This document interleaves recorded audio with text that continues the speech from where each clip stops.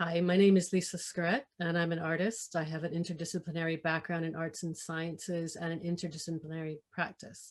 I work often with text, sound, gesture, installation, live and site responsive work. And the main concerns of my work are transdisciplinarity, sustainable learning, and contemporary agency. When I was thinking about what I was really interested in this Biennale was I was thinking about it as a Biennale in process. Um, it's really become a Biennale in process in terms of we've had to postpone it for quite a long time because of the world pandemic situation. But it was framed as a Biennale in process, as in there were not to be material objects left in the village. And I was wondering if that was a political statement in some way with regards to biennales generally, whereas I tend to think of them as landing from outer space, as in they don't always have a relationship with the actual place that they are, the context that they are happening in. Part of my practice is to first have a residency or a period of time that I spend in a location on a site, and I often make responses to that site. So I was really interested in this Biennale because it seemed to have the same process, whereas I would go for a residency in the village and make a response, not necessarily having a fixed idea of what I wanted to produce at the end of it, but discovering through my time, in my embodied time in the village, what it is that what kind of response that I would like to make as part of the Biennale. And of course, that was not possible. So the question for me was how to have a residency almost in a mental place. And that leads me to one of the influences or the starting point, or the starting point for the work, which was a quote from the text, the original PR text for Biennale de Momon. And I've just got it here, so I'll read it. It is: Momon is the old name of the village, no longer in use since the name Momon was introduced.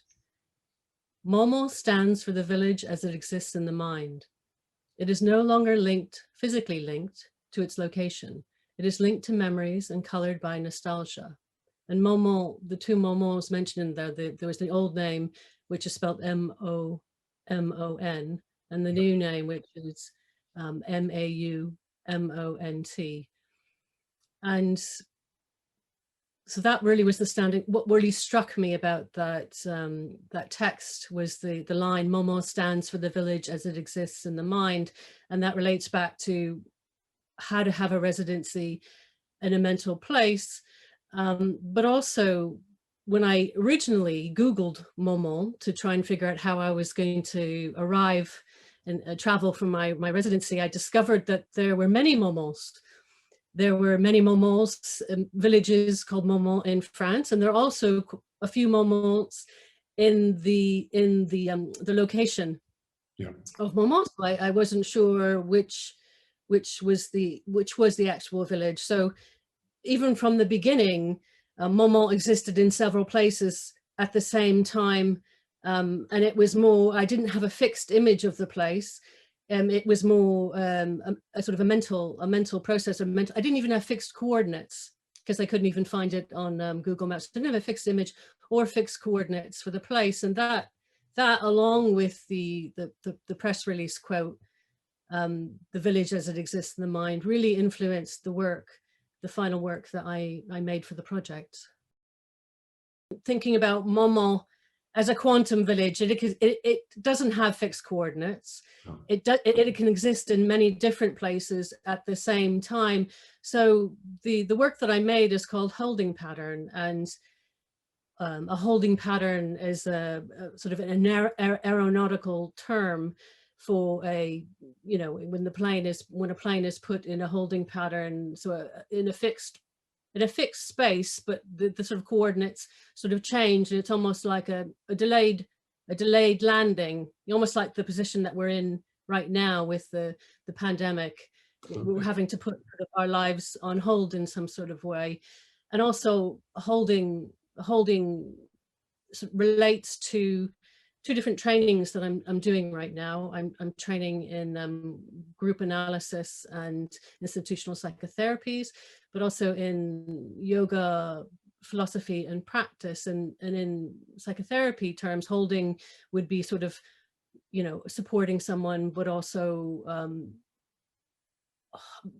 processing something with someone else. So not just holding them in mind, but processing something with someone else.